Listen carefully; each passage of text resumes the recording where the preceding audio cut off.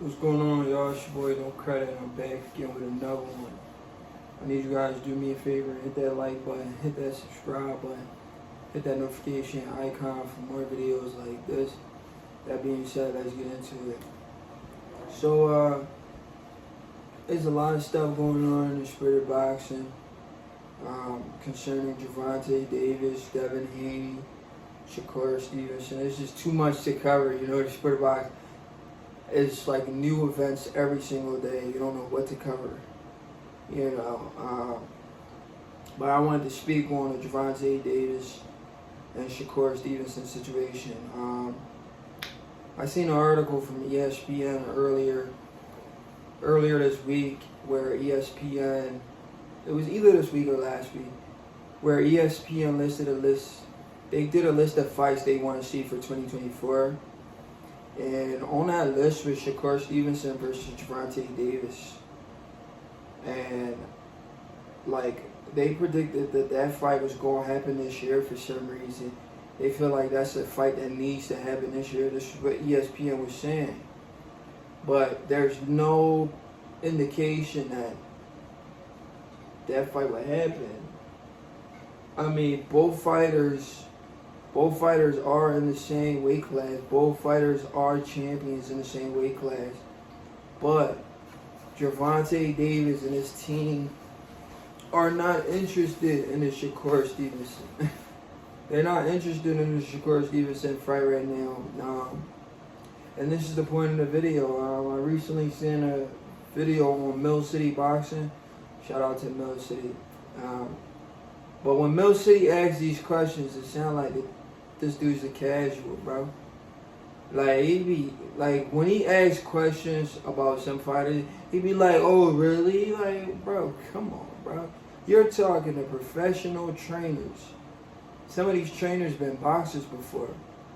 I remember one time he had James Toney on there, and he was asking James Toney all these questions, and James Toney would tell him his answer. And he'll look shocked, like James Toney look crazy or something. I'm like, yo, James Toney know what he's talking about, bro. You over here looking shocked for what? I don't know. Some of these dudes, they cover the sport of boxing, but they don't know shit about boxing. And I think he's one of them. He don't know shit about boxing. But shout out to him, though, for getting all the exclusive interviews. Anyway, he had Gervonta. Was it him? No, matter of fact, I just took all that shit on Mill City for no reason. It wasn't even him. But what I was talking about with the James Toney situation, yeah, he was making me mad in that interview. You ever watch an interview and then the reporter just keeps saying some dumbass shit, just keep saying some stuff they not really supposed to be. You bro, do you really cover this sport? This is obvious stuff James Toney is saying.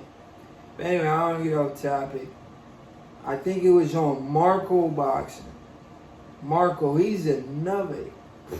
Oh, that boy is a casual fangirl. He knows absolutely nothing about boxing,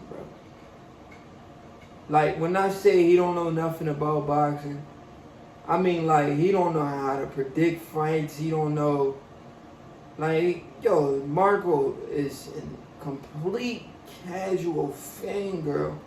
He's probably just a fan of the sport. He know the fighters' names and stuff like that. He knows the history of the sport. But you knowing the history and knowing the fighters' names and stuff like that does not mean you understand the sport. If you could look at two fighters and can't tell why the other one's going to win, and unless it's a razor-thin 50-50 fight, then you get a pass. But if you look at a fight where you can clearly tell this other fighter is tailor-made for this other fighter, and you can't break that down, and you look confused like a Marco or a Mill City, then I gotta question your credibility. You feel me? I gotta question your credibility. Come on, bro. This stuff isn't really hard. That's why a lot of these guys that talk boxing, they need to get in the gym. Actually learn how to throw a jab, cross. They need to learn how to do all this. Uppercuts, hooks, overhands. They need to learn all these different punches. Some of these guys don't even know the type of punches that are being thrown in a fight. They don't even know the different variations of jabs. You understand what I'm saying? But yet they're on YouTube covering the sport of boxing and know absolutely nothing about the sport of boxing. You understand what I'm saying? And it's just sad to see, for real. But Marco, I'll give Marco a little pass only based on the fact I think Marco used to box. Like, I think he was a pro fighter. So I'll give him a little pass, but Mill City, Mill City's woo. I listen to Mill City. I'll be like, bro, put somebody there.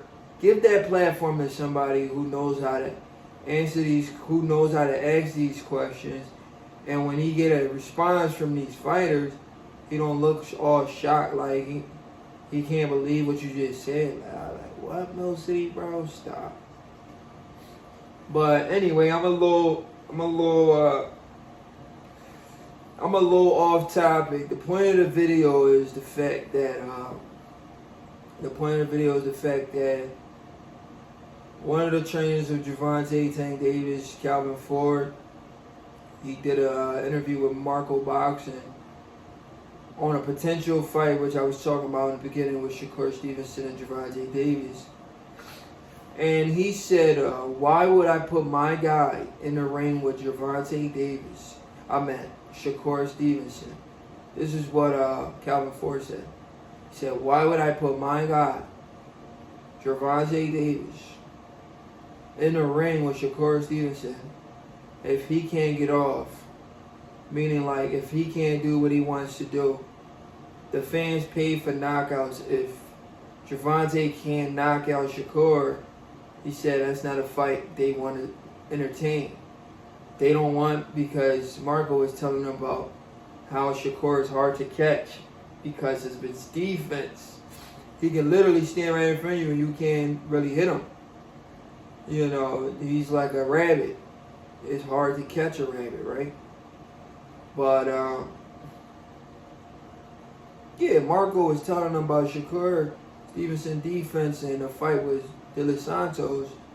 And I didn't expect Calvin Ford to say something like that. He was like, that's not a fight we're interested in because that's not a fan-friendly fight. We can't sell that fight because we're not going to be able to stop Shakur Stevenson from doing what he wants to do. I'm like, what? I mean, you're a boxing trainer, bro. You supposed to know how to stop a fighter from doing anything they want to do. I think some trainers, let me tell you guys this, right? Some trainers just got great talents. They're not great trainers. They just got great talents. Do you understand what I'm saying? Like Derrick James. He has great talent, but he's not a great trainer, even though he's won Trainer of the Year. Derrick James is a guy that don't know how to stop a guy from doing what the other guy is doing.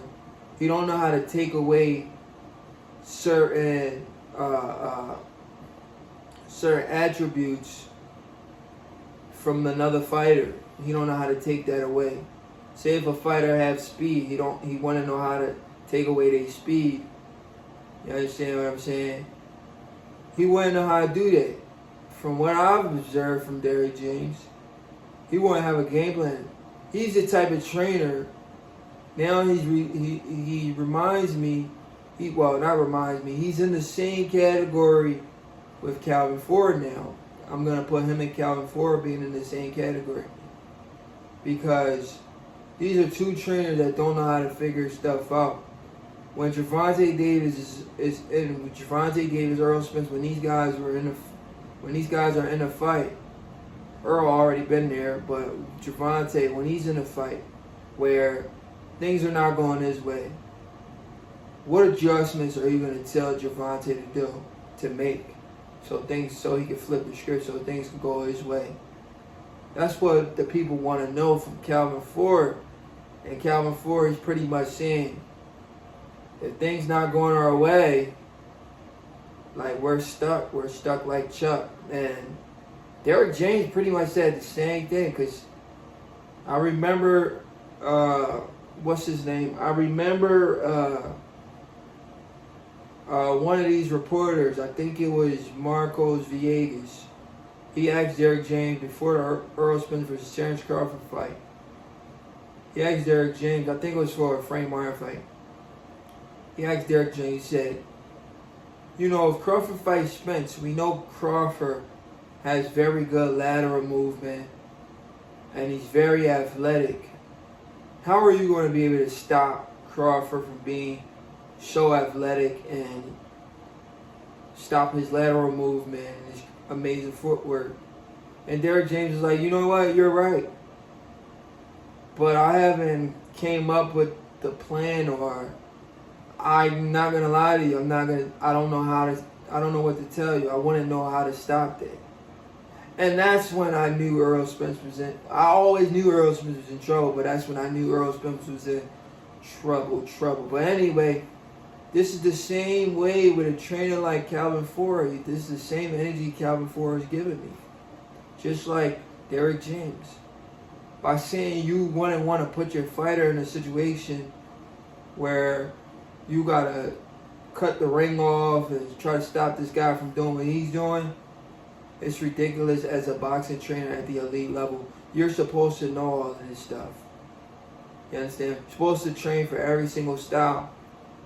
These guys, their mindset is to be able to get their shit off, but when the other fighter's getting their shit off, they can't stop that other fighter from getting their stuff off. That's their mindset. Our mindset is to be better than you, but when you're better than us, we can't make adjustments. It's what Calvin Ford and Derrick James is saying pretty much. If you guys understand what I just said, or you want me to break it down some more? Alright. So Earl Spence, if he's fighting a slick fighter like Terrence Crawford, what do Earl Spence need to do to stop Terrence Crawford from, let's say if Crawford was going to move and not come straight to Earl Spence, let's say he was boxing off the back foot. What do Earl Spence need to do if Crawford's boxing off the back foot? Earl Spence needs to cut off the ring. He needs to take angles. You know, make the ring look smaller so Terrence Crawford can't really move too much. Right? And he needs to establish his jab more. You understand? Because once he establishes his jab, he can set everything off. He can set everything off of that jab. That's pretty much what he needs to do. Keep Crawford at bay, because he's the bigger man, he's the taller fighter. You keep the smaller guy at bay with the jab before you come with the big shit. But Crawford was able to take away Earl's jab, and once Crawford took away his jab, he wasn't able to cut off the ring. But Crawford was just right in his face, so he didn't have to do that, because Crawford, he came to fight, he pushed the action. Earl didn't have to chase Crawford. Crawford came to Earl, so that's a different story. But I'm just saying, if Crawford was playing the role of a boxer, but Crawford was playing the role of a boxer puncher, you know, I'm gonna out-slick you and out-punch you. But that's what I'm saying, guys. Hopefully you guys understand what I'm saying. And I see that a lot with Jaron Bruce Ennis as well, where Jaron Ennis goes into a fight where he don't make adjustments because he believes his skill is superior to everybody else. But when he's in there with a guy, for example, he was in there with Karen, right? He was in there with a guy who he couldn't get off his shit on, he couldn't get off on, and he didn't know how to stop this guy, how to prevent this guy from doing what this guy wanted to do.